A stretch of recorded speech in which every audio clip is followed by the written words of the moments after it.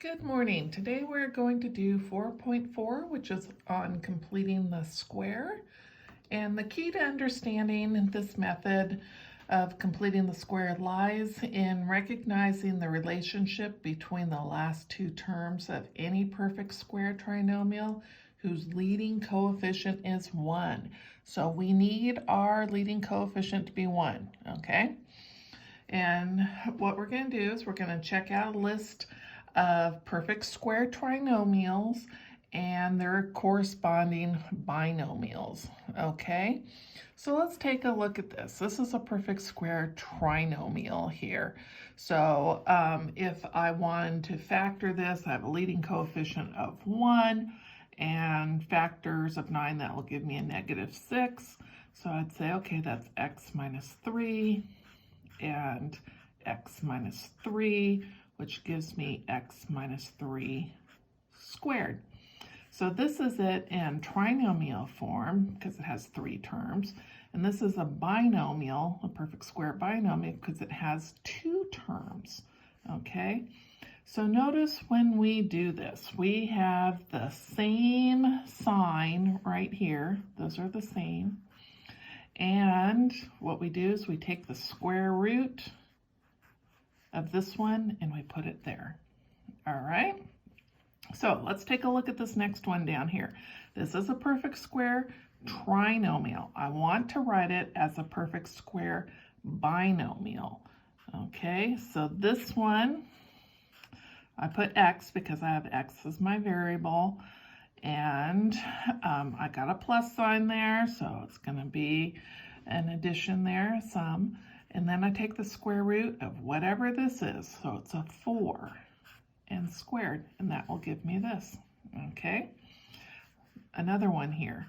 So here it is as a perfect square trinomial, and I want to write it as a perfect square binomial. Okay, x is my variable, so that's what I'm going to use. Got a minus sign here, so that's going to go minus. Take the square root of whatever that is, so 5 and squared. And that, if I did it out the long way, would give me this. Okay, another one here. X, again, is my variable. I got a plus sign here, so that goes here. Notice that it will always be positive back there, because when, I square that -5, -5 times -5 is going to give me a +5. Square a +4, +4 times a +4 gives me a +16. This will always be positive right there. What determines what goes in here is that one, okay? So x plus square root of that 36 gives me 6, and there we go. Okay, so this is a perfect square trinomial, and this is our perfect square binomial. Now we also need to notice the relationship between the middle term and the constant term. So let's take a look at that. If I take 1/2 of my b and then I square it, I get c. Let's look. So if I take 1/2 of the 6, and I don't pay any attention to that sign out here because I'm squaring it, it's always going to end up be positive. So I take 1/2 of the 6, so 1/2 of the 6, and then I'm going to square it. So 1/2 times 6 going straight across gives me 6/2, which gives me a 3. And then I need to square that, right? So that gives me 3 squared equals 9. Oh, look at that, okay? So 1/2 of the 8 gives me 4. Square that 4, I get a 16. 1/2 of the -10 gives me a -5, and when I square that -5, I get a +25. 1/2 of the 12 gives me a 6. Square that, it gives me a 36. Okay, so we need to use this to build ourselves a perfect square trinomial. So what if I start with this and I want to know what I need to add back here to make this a perfect square trinomial? Okay, so we know it's always going to be positive. Take half of this, so half of the -12 gives me a -6, but remember, we don't need to worry about that negative. So 6 squared gives me a 36. All right, and what would that be as a perfect square binomial? Okay, so an x minus sign, take the square root of that, and squared. And there we go. All right, what do I need to add back here to make that a perfect square trinomial? Take half of this, that's my b term, and square it.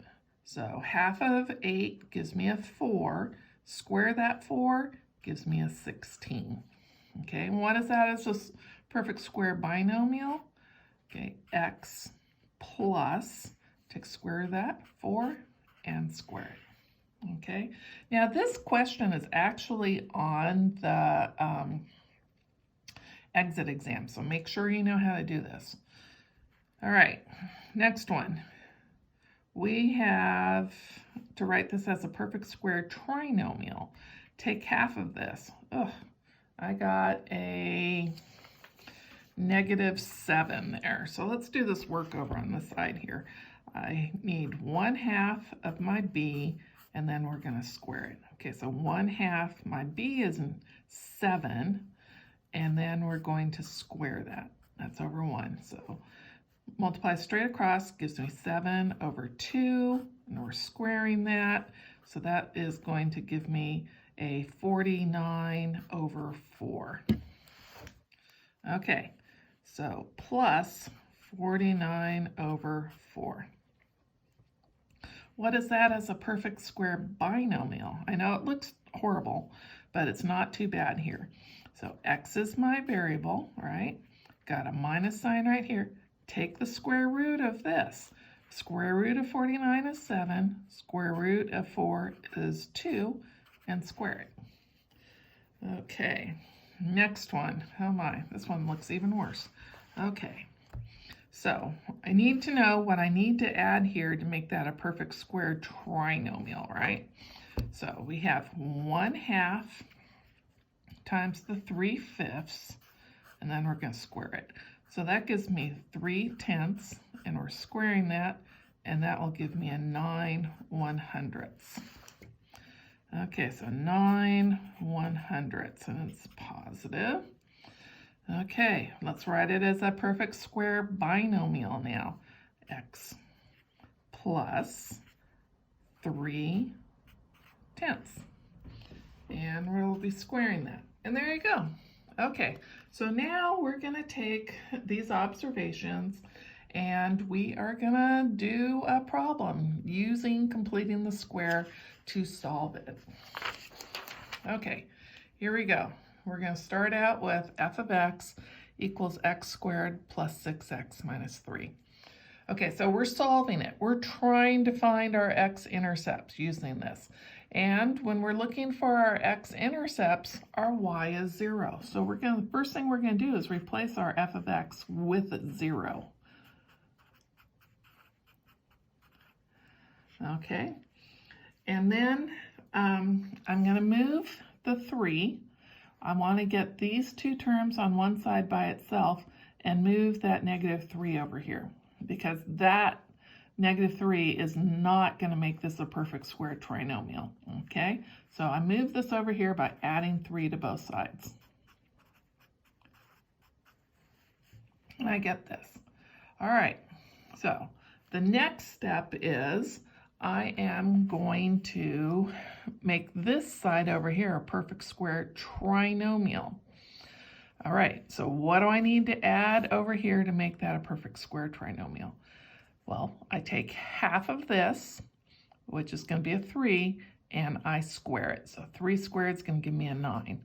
Well, if I add 9 to this side of the equation, I also have to add 9 over here, okay, to keep it balanced. What I do to one side, I have to do the other. That is the addition property of equality. Okay, so let's do the math here. That gives me a 12. Over here, let's take our perfect square trinomial and rewrite it as a perfect square binomial. So an x, the plus sign, square root of that is 3, and we're going to square it. Okay, So now this is where I'm going to go off a little bit. This is the perfect place to find the vertex. Now the vertex, we got our formula for the vertex that equals vertex formula. If we have something that looks like y equals a times x minus h squared plus k, our vertex is going to equal hk. Okay, now if I move this 12 to the other side, I'll get 0 equals x plus 3 squared minus 12. Doesn't that look an awful lot like this? Okay, so my vertex is going to be the opposite of this one right here. And so that's going to give me a -3. And my k is the same thing as back here, so -12. That is my vertex, okay? So I had a student a few years back who said, well, why don't you just take the opposite right here of both of them? Okay, so this one right here is in with the x's, so it's the x part of my vertex. And this one over here is the y part. And just do the opposite of both of them and you get that. And I'm like, oh, okay, that works. So that's what I do. Now let's go back over here. I'm going to move that 12 back over, and I have this. Okay, so I found my vertex, perfect place to do it. Okay, right there. Now we need to solve this so we can figure out where our x-intercepts are. Well, doesn't this look like what we were doing the other day? We can use the square root property on this, okay? Take the square root of both sides. Now, I don't like this on this side, so I am just going to move this over here, and I'm going to move this over here, and I can do that. It doesn't hurt anything. So when I move this over here, it's going to become x plus 3. Remember, when you're taking a square root of something you squared, it comes out from underneath. It'll be x plus 3 equals, now here, plus or minus. And that 12 really means 4 times 3, right? So that's going to be plus or minus 2 square root of 3. Okay, we're solving for x, so move that 3 over. So x equals -3 plus or minus 2 square root of 3. And that is our answer, okay? Now, if they ask you to solve it, that's what I want, okay?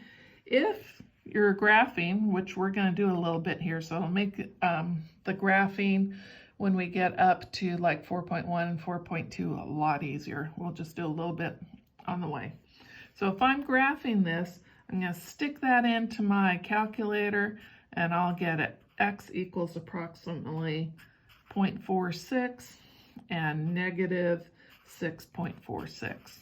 Okay, so now if I am graphing that, let's get this going. My vertex is at -3, -12. So -3, 1, 2, 3, -12, 1, 2, 3, 4, 5, 6, 7, 8, 9, 10, 11, 12. Okay. My x-intercepts, 0.46, okay, that's just eyeball it right about there, and -6.46. 1, 2, 3, 4, 5, 6, about there. And we get something like this. Okay? All right, let's try another one. Here are our steps right here. Okay, let's look at this first one. So replace f of x with 0, because I'm looking for that x-intercept, and when I'm looking for the x-intercept, y is 0. So 0 equals x squared plus 4x minus 12. Then we're going to move the constant to the other side of the equal sign. So I'm moving this over here. So I'll get 12 equals x squared plus 4x. Then make the perfect square trinomial. Now for this one, you need that half of the b and square it. Okay, so half of this would be 2. Then square that 2, I'll get a 4. Then we're going to rewrite it as a binomial. Okay, so I got, oh, if I added 4 over there, I got to add 4 on this side as well. So I now have 16 equals, and over here as a binomial, so what's that? X plus 2 squared. Okay, it's a perfect place for that vertex, right? Vertex equals opposite of this one, and there you go. Got your vertex. But let's solve it to find our x-intercepts. All right, so I'm going to take the square root of both sides using my square root property. This one will give me x plus 2 equals plus or minus square root of this one is 4. Don't forget those plus or minus signs. Okay, let's move it over. X equals -2 plus or minus 4. Now do the work on here. -2 plus 4 gives me a 2. -2 minus 4 gives me a -6. So x equals 2 and -6. All right, let's graph it real quick. All right, at 2, 1, 2, and at -6, 1, 2, 3, 4, 5, 6 are our x-intercepts. Our vertex is happening at -2, -16. So -2, and I'm just going to call this one -16. So right there. And we get that. Okay, the vertex is that changing point where our slope changes. It's the lowest part, in this case a minimum. If it was, going this way like that, this would be my vertex, and that would be a maximum because it's the highest part. All right, let's try another one now. I'm gonna leave those up there so you can see that. Okay, oops, that's not working quite the way I wanted it to. Here we go. Okay, here's my problem. Let's go through our steps here. Replace f of x with 0. Get this. Move the constant to the other side. Okay, so -4 equals x squared minus 6x. Make the perfect square trinomial using this right here. So half of the 6 gives me a 3. Then square that 3 gives me a 9. If I add 9 there, I have to add it over here. Okay, now do the math here, and that will give me what? A 5 equals, write this as a perfect square binomial, so x minus 3. This is the perfect place to find the vertex. So the vertex is going to be 3, -5. Now let's finish this up. So that will give me an x minus 3. We're using the square root property, equals plus or minus square root of 5. Solving for x, so move that 3 over. So x equals 3 plus or minus square root of 5, which is a great answer if they're asking you to solve it. But we are going to graph this. So that is going to be, when you stick it in your calculator, 5.24 and 0.76. Okay. So let's get a graph going here, looking like this. Okay, vertex is happening at 3, -5. 1, 2, 3, 1, 2, 3, 4, 5, right here.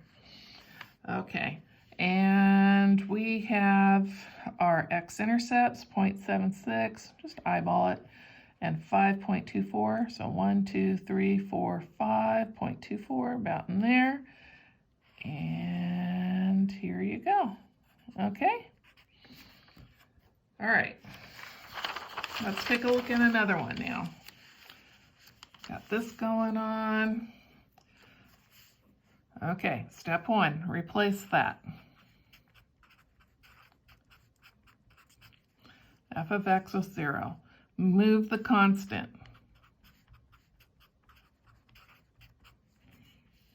Now, figure out what the trinomial, perfect square trinomial is going to be. So half of that would be 3 square it plus 9. Didn't I just do this one? I just did that one. Okay. I'll have to cut that up. We're going to go on to 7 because I just did that. Okay, let's get this going. Here we go. Okay, so replace f of x with 0. 0 equals x squared minus 3x minus 1. Move the constant. So 1 equals x squared minus 3x. Now we need to make a perfect square trinomial over there using that formula. So 1/2, my b is 3, and then we're going to square it. So that's 3/2 squared. So that's going to give me plus 9/4. Plus 9/4. Okay. Now I'm going to rewrite this as a perfect square binomial. So x minus, then just take the square root of those guys, 3/2. Okay, over here, I'm going to rewrite that 1 as a 4/4 because I need a common denominator, and 4/4 is 1. Okay, so this is going to give me a 13/4 on that side. All right, now next thing it says is, oh, let's find our vertex here because remember that's perfect place. That would give me a 3/2, and opposite of that would be negative 13/4. Okay, that is my vertex. Now we're going to solve it to find our x-intercepts. So take the square root of both sides using our square root property. So this will give me x minus 3/2 equals plus or minus square root of 13/2, because that 4 comes out from underneath, right? And then we are going to move this to the other side. So x equals 3/2 plus or minus square root of 13/2, which you could write as 3 plus or minus square root of 13/2. Okay, great answer, except for if I want to graph this. So I would stick that in my calculator. I'll get x is approximately 3.30 and negative 0.3. Okay, so if you are to graph this, get a quick little graph over here.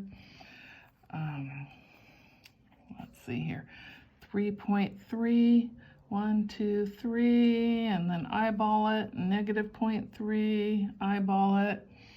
Okay, so that is 1.5. So 1.5 would be there. I'm just going to put this down here. I'm going to call this negative 13/4. So we will get a graph that looks like that. Okay. So I really don't like using completing the square if I have a b term that is odd, because you end up with fractions.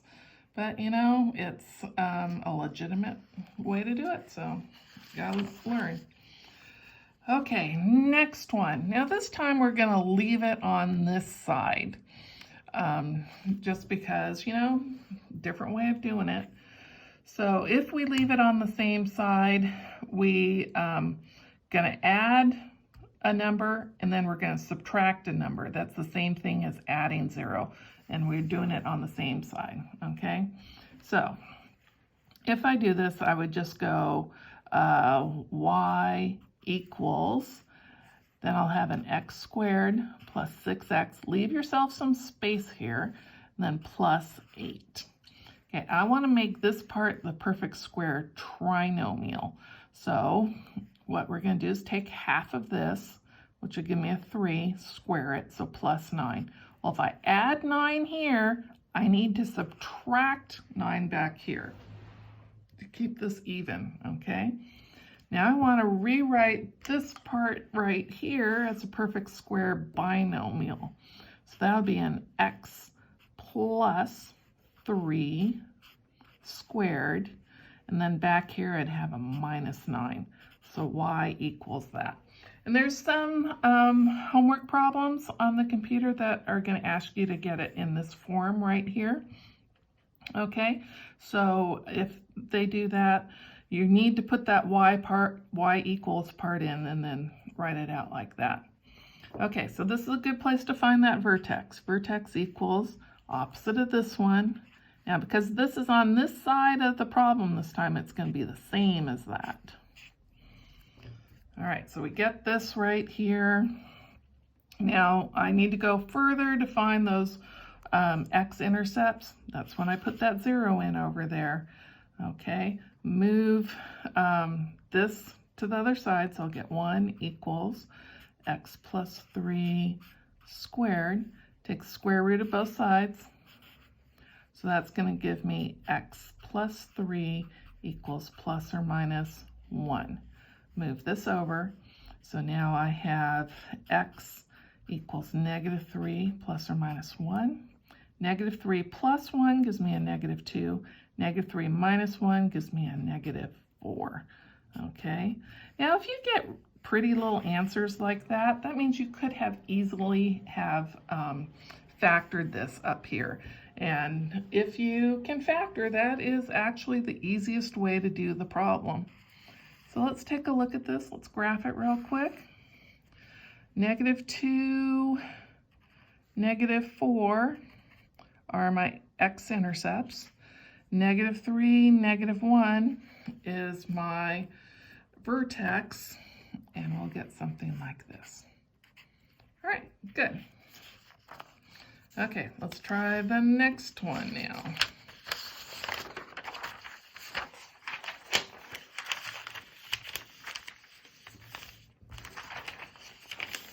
Okay, in this case here, I have a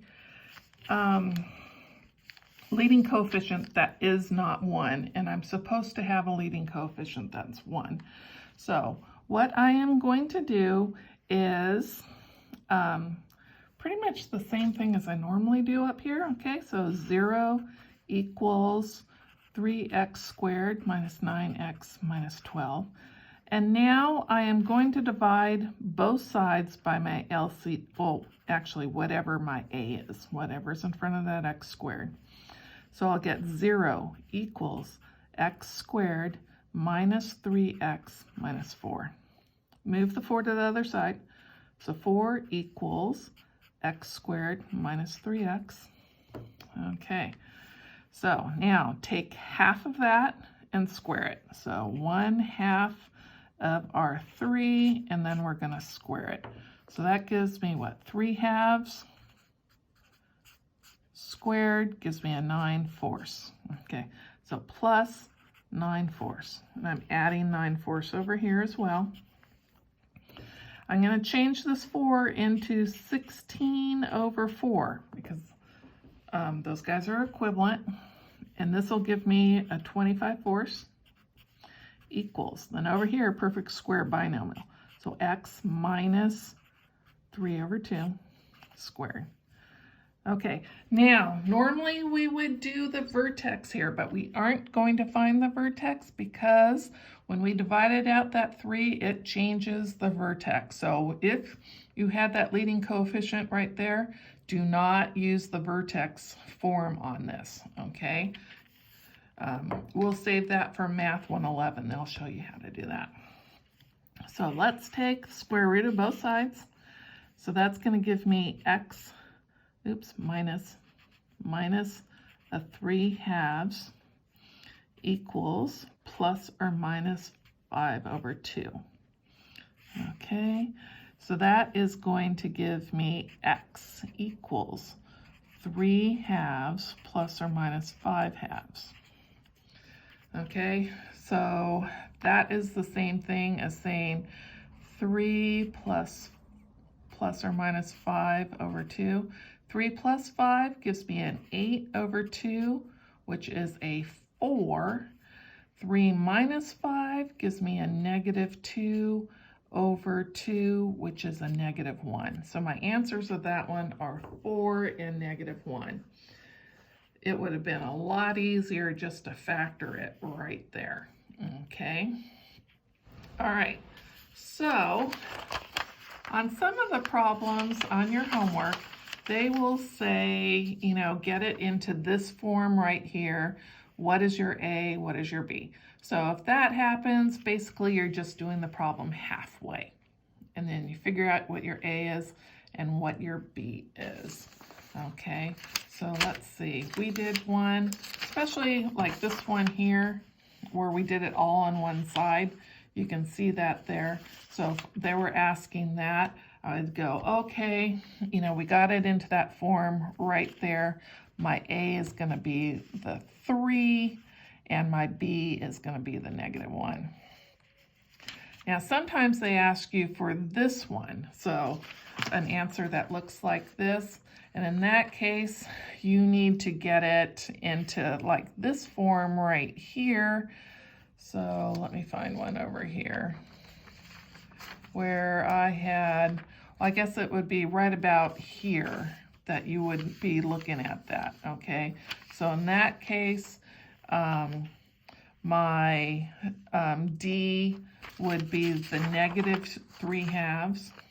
D would be a negative 3/2. And then the E would be the 13/4, okay? And then you're going to solve it. Now, sometimes they want their answer where the A is less than B, so you're going to solve it. Your A is going to be the smaller answer, and your B is going to be the larger answer. Okay, let's say your answer turned out to be something like plus or minus 4. So you would put the minus 4 here and the positive 4 here. Now, sometimes they want the answer of the A plus BI, where B is less than 0 and B is greater than 0. So let's say your answer would be something like 2 plus or minus 3i, like this. So your A is your real part, so you'd put the 2 there. And your B, they want the smaller one first, so you're going to put the negative 3 there. And the I is just part of your, this up here. They know the B is the number in front of it, okay? And this one here, your B is the larger one. So your A is 2 and your B is larger, so it'd be 3. All right, so let's take a look at another problem right here. Oh, and sometimes, you know, they just want the answer in this form right here. Just do the problem on one side of the equal sign. Now, I want to do one last problem here before we go, and that is doing the quadratic equation where I have an ax squared plus bx plus c equaling 0. I am going to use this completing the square on the quadratic equation. Okay, so the first thing, we already got 0 over here. I'm going to move that c out of here. Ax squared plus bx, leave yourself some space, equals a negative c. I don't know what A is. A could be 1, A could be 18. I have no idea. So what I'm going to do now is divide both sides by A. And this will give me an x squared plus b over ax equals a negative c over a. Okay, I need to do completing the square. I need to figure out what I need to add here to make that a perfect square trinomial. Okay, so that's the one where I use 1/2 times my b, so that's b over a, and I'm going to square it. So that gives me b over 2a, and I need to square that, so give me a b squared over 4a squared. Okay, so that right here is going in right there. So b squared over 4a squared. And if I do that over here, add that here, I have to do it here. Okay, so let me just rewrite all that. X squared plus b over a, x plus b squared over 4a squared equals a negative c over a plus b squared over 4a squared. I need to combine these guys here, so I need a common denominator. And to do that, I need to multiply this one by 4a. And if I do that, I need to multiply that one by 4a. Okay, let's write this as a perfect square binomial. So it's going to be x plus b over 2a squared equals, let's combine these guys now. I'm going to put the b squared part first. So b squared minus the 4ac, multiply those together, gives me that, over 4a squared. Okay, now I'm going to take the square root property of both sides. This one will give me x plus b over 2a equals plus or minus square root b squared minus the 4ac. Now this one here, I'm going to take it out from underneath, and it's going to be a 2a. Move this over, okay? I get x equals negative b over 2a plus or minus square root of b squared minus the 4ac over 2a. Combine these guys since they have a common denominator. I'll get x equals negative b plus or minus b squared minus 4ac all over 2a. And that is your quadratic formula, which we are going to use in the next section we do. All right, have a great day. Bye.